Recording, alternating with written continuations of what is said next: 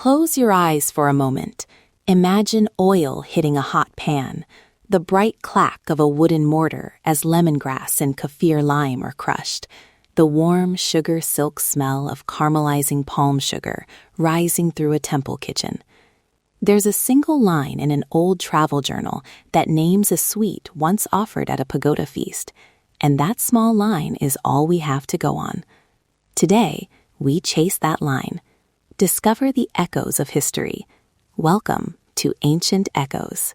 That image, it's what pulled me in when I first helped trace these fragments. Good morning, everyone. I'm Samnang Bradley. Alongside James, we'll walk through how recipes disappear from the written record, and more importantly, how we can responsibly bring them back to life. And I'm James. Today's episode, Tastes Reclaimed, follows archival detectives, a culinary historian combing 19th century travelogues, an archivist cataloging palace inventories, and a village home cook who still remembers family ceremonies. We'll map a dish's life from the first mention on a page to a pot on a stove, noting where we guess and where we know. Also, full recipe notes and demo clips are on Samnang's channel if you want visuals.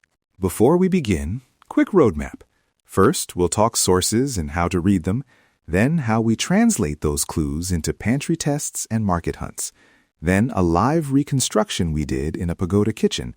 And finally, the ethics, crediting living knowledge and making safe, sustainable choices. Let's start with those sources. Samnang, you spent time with the historian who looks at travelogues and palace menus. What surprised you about the way these documents talk about food? What surprised me was how casual many descriptions are. A French traveler might write, "Sweet rice with a crust of palm caramel." 3 words that sound evocative, but they don't say how thick the crust was, whether it was steamed or fried, or which rice variety. The historian explained that sometimes ingredient names shift too. A word translated as sauce in one diary might be what we call a dip today. So the first rule is expect gaps. You can't take a line at face value. That leads us into segment 1, sources and clues. Why is it important to read between the lines? Reading between the lines lets you spot what was normal for the writer and what was unusual for the culture. If a travelogue lists 5 items at a festival, and one of them is described as exotic, that tells you about the writer's taste, not necessarily the food's role. Archaeological records or temple donation lists sometimes list quantities, 10 servings of sweet rice, which helps reconstruct portion and occasion. Combine textual clues with oral memory and material culture, and you start triangulating possibilities. And that triangulation is where the archivist's role becomes crucial. Samnang, you pulled a bunch of palace inventories. What do they add? Palace inventories are surprisingly practical. They list jars of candied fruit, sacks of rice, jars of crushed spices. They don't always say how a condiment was used, but knowing that a court kitchen kept fermented shrimp paste in large quantities suggests savory anchors. Also, the same item appearing across regions points to a stable ingredient, which helps choose substitutions if the original is rare today. A detail like fermented shrimp paste in large quantities is gold when you're guessing flavor balance. But we also heard about palm leaf notes, short local records. Tell listeners about how those tiny notes matter. Palm leaf notes are often written by local cooks or temple stewards. Brief, practical instructions. 3 handfuls of rice. Add sugar to taste. They lack formal measures, but reveal technique. Whether rice was dried before cooking, whether a sauce was strained, which flowers were used as garnish. Those technical hints are where living knowledge is encoded, so cross-referencing them with travelogues can confirm a method rather than a flavor guess. That's a nice segue into segment 2, page to pantry. Once you have those hints, how do you translate them into actual ingredients and steps? Walk me through a recent reconstruction you and the team did.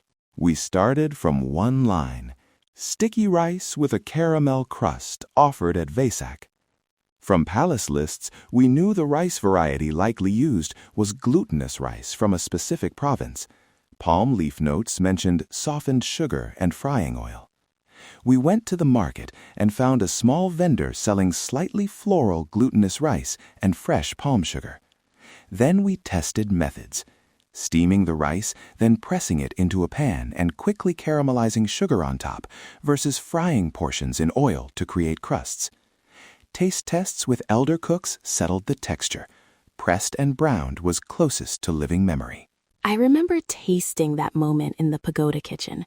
There was a hush when the sugar hit the hot pan and the smell folded into incense. The caramel hit the pan and a thin, smoky sweetness rose that braided with the incense. The rice underneath had a gentle chew, and the caramel made a delicate crackle when we broke it with a spoon. That sound, tiny, brittle, felt ceremonial.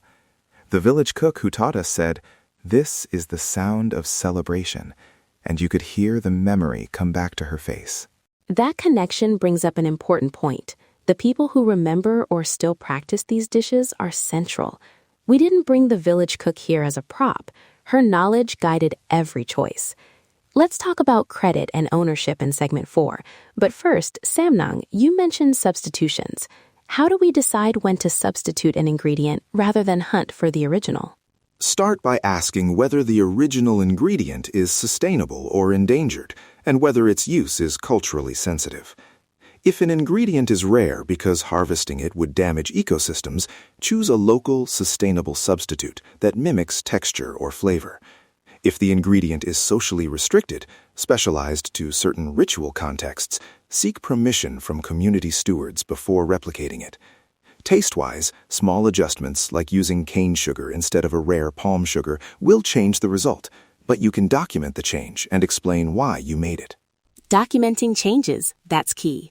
Listeners, when you try these reconstructions, note every substitution. That transparency keeps the recipe honest.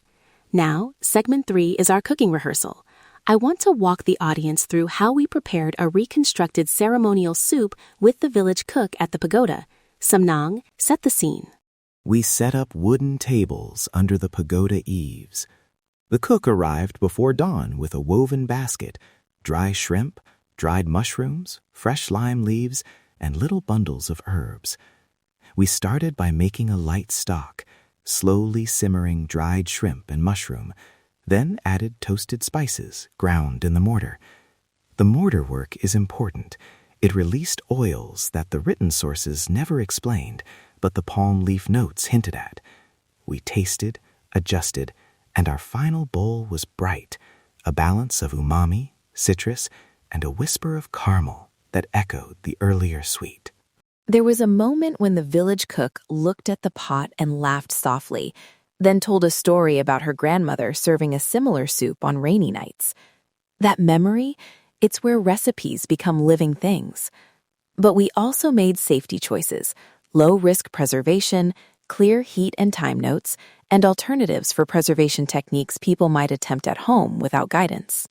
Exactly, which brings us to the safety blueprint in segment 5.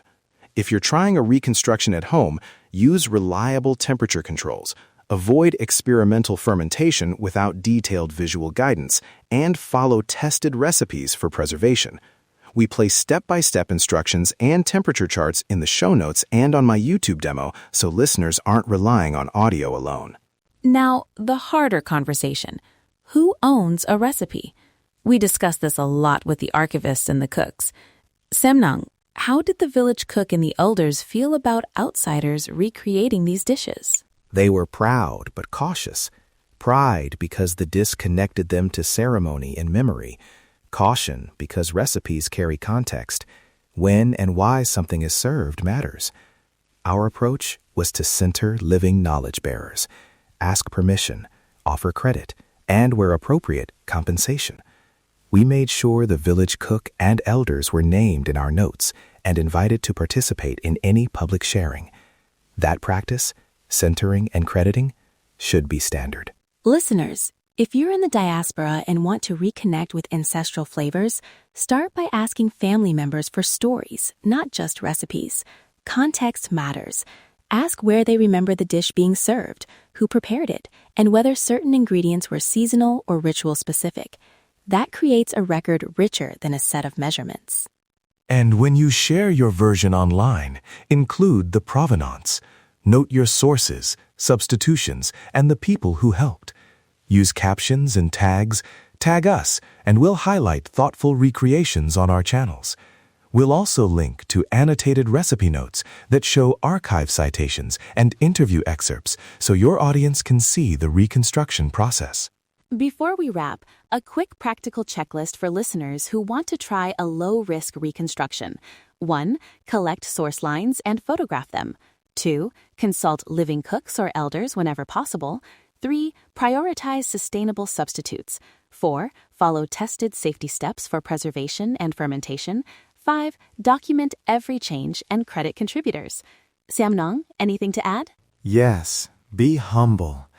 Treat reconstructions as hypotheses. Share them as experiments, not definitive restorations. And if a community asks you not to share a recipe publicly, respect that request. Food carries memory and sometimes sacredness. We promised practical resources. Samnang's YouTube channel has the full demo, oven and stove temperatures, and annotated notes that cite the archive lines and interviews. If you want to try the pagoda sweet we described, the visual guide will show pressing technique and the moment the sugar cracks. And a reminder, when you post, tag Ancient Echoes and my channel. We'll curate reels and highlight reconstructions that follow ethical and safety guidelines. We want these recipes to be living connections, not museum pieces locked behind glass. As we close, a final reflection. Reconstructing a dish is part archaeology, part storytelling, and part conversation with the present.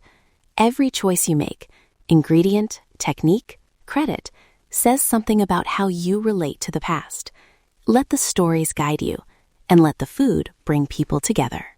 Thank you for joining us on this culinary journey into Cambodia's remembered flavors. Next episode, we'll explore traditional ferments, how communities balanced preservation and flavor, and we'll bring a fermentation expert into the conversation. If you enjoyed this episode, subscribe to Ancient Echoes, leave a rating, and most importantly, share a photo or short clip of your reconstruction on social media. Tag @Ancient Echoes and @Samnang Bradley so we can see and celebrate your work together. Let's unlock the echoes of history together.